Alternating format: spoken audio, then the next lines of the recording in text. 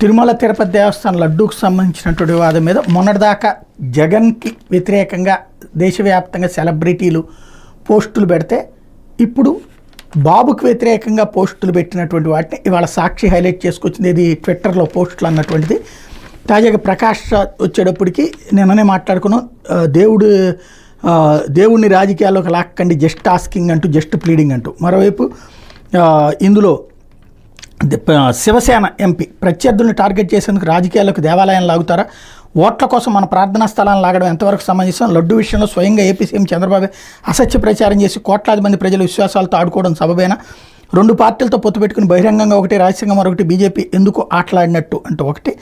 అలాగే universal health rights advocate doctor Girija Shetkar రాజకీయ ప్రయోజనాల కోసం చంద్రబాబు పవన్ కళ్యాణ్ కోట్లాది హిందువుల విశ్వాసాన్ని దెబ్బతీశారు, వీళ్ళిద్దరు క్షమాపణ చెప్పాలి, పవన్ చాలా గొప్ప నటుడు, ఆయన నటుతో రాజకీయాలను రాణించాలనుకుంటే అది పొరపాటే అంటూ.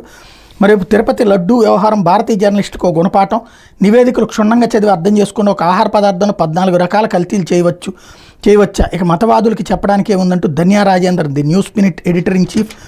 అట్లాగే బాబు ప్రజల క్షమాపణ చెప్తారని చంద్రబాబు సిగ్గు ప్రజలను తప్పుదోవ పట్టించినందుకు ఎప్పటికైనా ప్రజల క్షమాపణ చెప్తారా, సుమంత్ రామన్ రాజకీయ విశ్లేషకుడు. అట్లాగే మరోవైపున తిరుపతి లడ్డు విషయంలో సుప్రీం వ్యాఖ్యలతో AP deputy CM Pawan Kalyan అసలు రంగు బట్టబయలింది, ఇలాంటి కపట అవకాశవాదులకు పద్ధతి ఇవ్వకండి, Veena Jain social media influencer.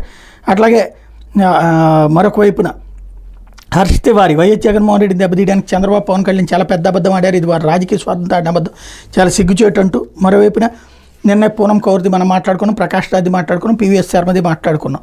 ఇది వీళ్ళ ట్వీట్లని ఇవాళ సాక్షి హైలైట్ చేసుకొచ్చింది.